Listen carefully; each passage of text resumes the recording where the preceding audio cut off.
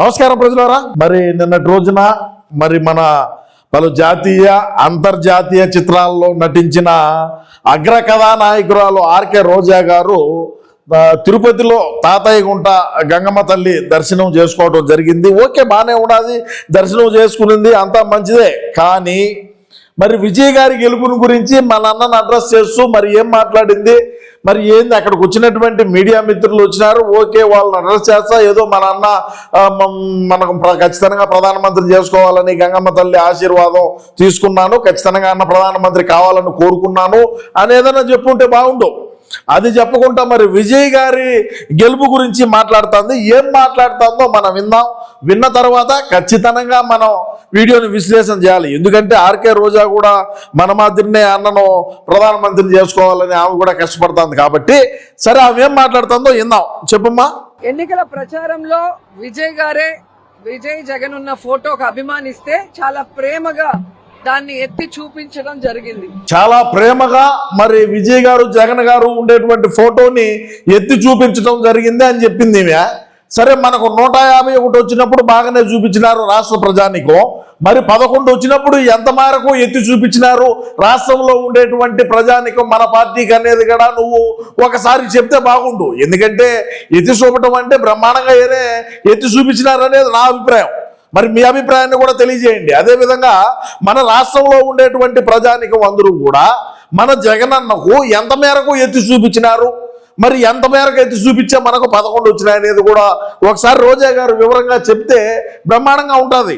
మరి విజయ్ గారు మన జగనన్న ఇద్దరు ఉండే ఫోటోని ఎత్తి చూపించిన దానికి ఆయన గెలిచినాడు అని చెప్పి ఆర్కే రోజా మాట్లాడుతూ ఉన్నది. మరి నీ నగిరిలో నువ్వు ఎత్తి చూపించలేదా అన్న ఫోటో? అదేవిధంగా 175 నియోజకవర్గాల్లో కూడా అన్న ఫోటోని ఎక్కడా కూడా ఎత్తి చూపించలేదా అని రాష్ట్రంలో ఉండే ప్రజానికం ఆలోచన చేస్తారు. మా ఆర్కే రోజా మన అన్నకి అంత తెలివి, అంత మేధస్సు, అంత విషయ పరిజ్ఞానం మన దగ్గర ఉండేటువంటి 175 మంది ఎవరైతే 175 నియోజకవర్గాల్లో ఎమ్మెల్యే క్యాండిడేట్లుగా ఉండేటువంటి వ్యక్తుల యొక్క వాళ్ళ ఆలోచన విధానం ఎట్లుంటుంది ఏందనేది రాష్ట్రంలో ఉండే ప్రజానికానికి తెలుసు. మనం ఎత్తి ఫోటోలు ఏదో అనుకుంటారు, మనం ఎత్తి ఫోటోలు చూపించినంత మాత్రాన మనకాడు ఓట్లు పడినాయని చెప్పి నువ్వు చెప్తా ఉంటే మరి జనాలు దేంతో నవ్వుతారనేది కూడా ఆలోచన చెయ్యి. మరి నీ నగిరిలో నువ్వు ఎత్తి చూపించలేదా మన జగనన్న ఫోటోని? మరి నువ్వు దేనికి రెండో రౌండ్లోనే నువ్వు చెన్నైకి మారిపోవడం జరిగింది. ఇప్పుడు ఎలక్షన్ కౌంటింగ్ దగ్గర నువ్వు రెండో రౌండ్కే నువ్వు ఎందుకు చెన్నైకి మారిపోయినావు అది కూడా చెప్పు ఒకసారి. నువ్వు ఏ విధంగా ఎన్ని ఫోటోలు వేసుకున్నావు, ఎన్ని అడ్వర్టైజ్మెంట్లు ఇచ్చినావు, మరి ఏమేమి ఇచ్చినావో మరి ఆ కథ ఏందో మరి అదేమి సామాన్యమైన పని కాదు నువ్వు చేసింది కూడా. మన జగనన్న గురించి ఇంకా చెప్తాను నిన్న ఉన్నట్టు చెప్పమ్మా. ఒక ముఖ్యమంత్రి క్యాండిడేట్ పక్క రాష్ట్రంలో ఉన్న మాజీ ముఖ్యమంత్రి ఫోటో పట్టుకోవాల్సిన అవసరం లేదు. అయినా పట్టుకున్నారంటే అర్థం ఏంటి? జగనన్న లాంటి నాయకత్వం నేను ఇస్తాను అని ఆయన చెప్పకనే చెప్పాడు. జగనన్న నాయకత్వం ఇస్తాడో లేదో తెలియదు కానీ జగనన్న నమ్ముకున్న మీరు మీ నియోజకవర్గాల్లో ఎటువంటి నాయకత్వాలు ఇచ్చినారో అది చెప్తే చాలు. మరి జగనన్న లాంటి నాయకత్వం సామాన్యమైనోడికి రాదు.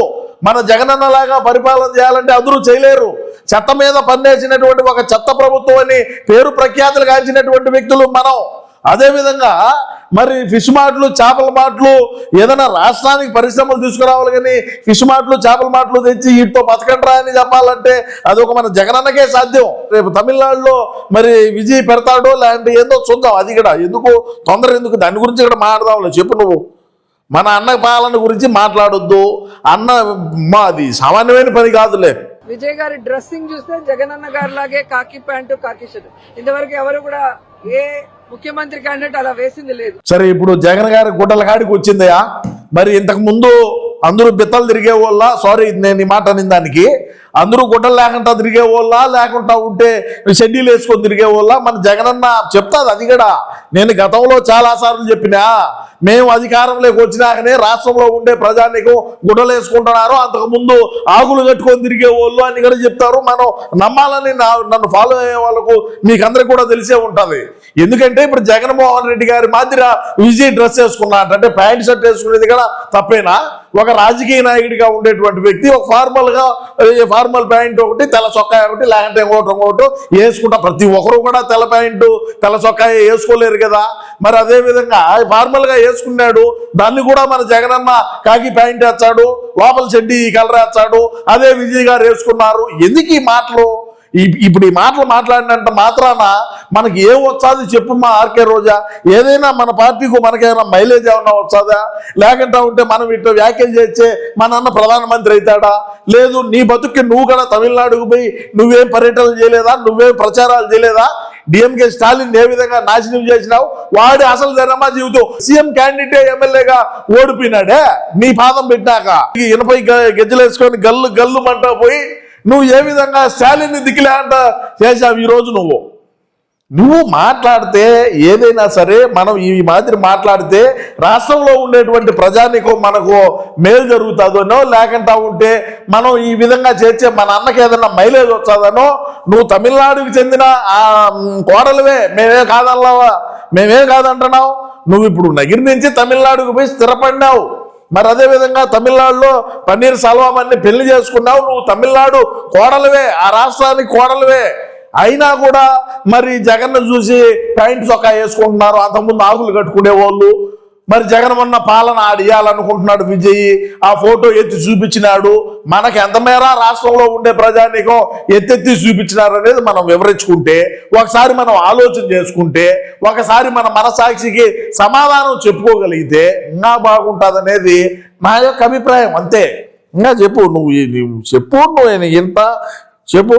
మీటింగ్స్ లో మాట్లాడే విధానం గాని అన్ని కూడా విజయ్ జగన్ గారిని ఫాలో అయ్యారనేది స్పష్టంగా తెలుస్తుంది.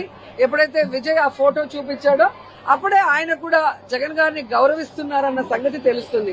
సో అవన్నీ చూసిన ప్రజలు ఈరోజు విజయ్ ని ముఖ్యమంత్రిగా కావాలని కోరుకున్నారు అంటే జగన్ గారిని కూడా వాళ్ళు ఆశీర్వదించినట్టే లెక్క.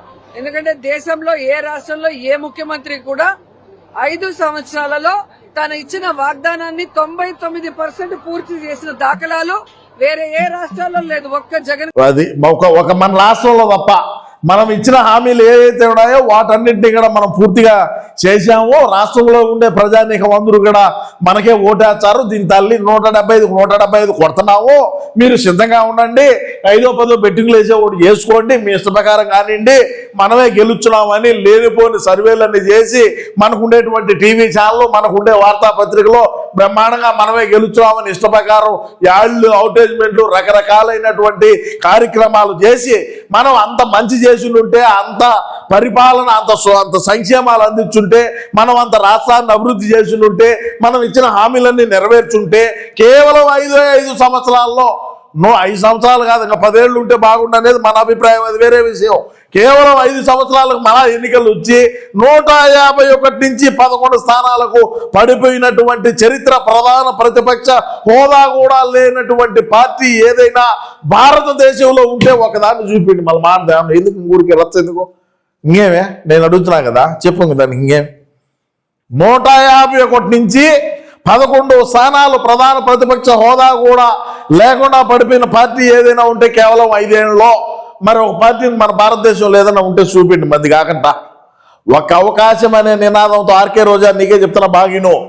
ఒక అవకాశం అని తల్లి ఒక దిక్కు, చెల్లి ఒక దిక్కు. మన జగనన్న అవినీతి సొమ్ము దొబ్బి దొంగ షెల్ కంపెనీలు పెట్టి సూట్ కేసులన్నీ మోసిన తరుణంలో 16 నెలలు జైల్లో ఉంటే, తల్లిగారు ఒక దిక్కు, చెల్లిగారు ఒక దిక్కు రోడ్ల బడిగా తిరిగి పార్టీని బలోపేతం చేసి అన్న బయటకు వచ్చిన తర్వాత ఈ ఆయన కడిగే కార్యక్రమాలు, ఈ తుడిసే కార్యక్రమాలు చేసి కరుణామయ లెవెల్లో నటన రక్తి గట్టించి మరి రాజన్న బిడ్డ ఖచ్చితంగా ఒక అవకాశం మనం ఇద్దామనేటువంటి వాళ్ళు దాన్ని ఏమంటారా ప్రజల్లో ఆ మార్పు అంటే రాజన్న బిడ్డ ఖచ్చితంగా మనం ఒక అవకాశం ఇచ్చి చూద్దాం. వాళ్ళ కుటుంబం అంతా కూడా రోడ్ల బడికి వచ్చి తిరుగుతుంది.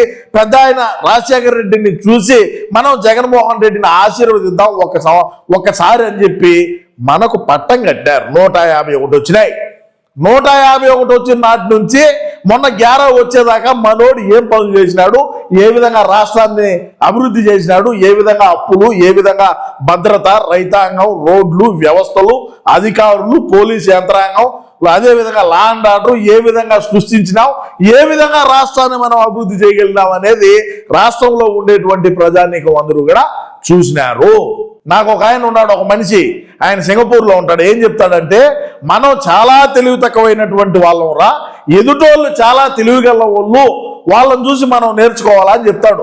మరి మనమే తినాక మనకు 151 వచ్చినాయి, మనకన్నా తెలివిగలవాడు ఎవడు లేడని అధికార అహంకారం, అధికార మదంతో తలకెక్కించుకొని తలపొగురుతో మాట్లాడిన మాటలు, తలపొగురుతో చేసినటువంటి పనులకు ఈరోజు మనకు 11 వచ్చినాయి. నీలాంటి వాళ్ళు మాట్లాడిన మాటలు కూడా ఉన్నాయి అందులో.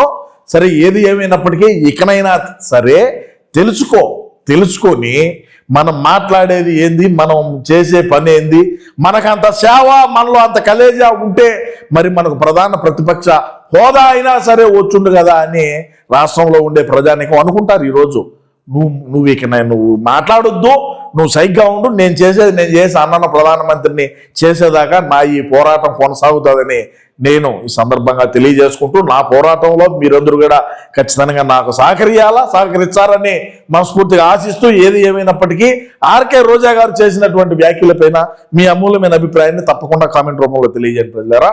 నమస్కారం.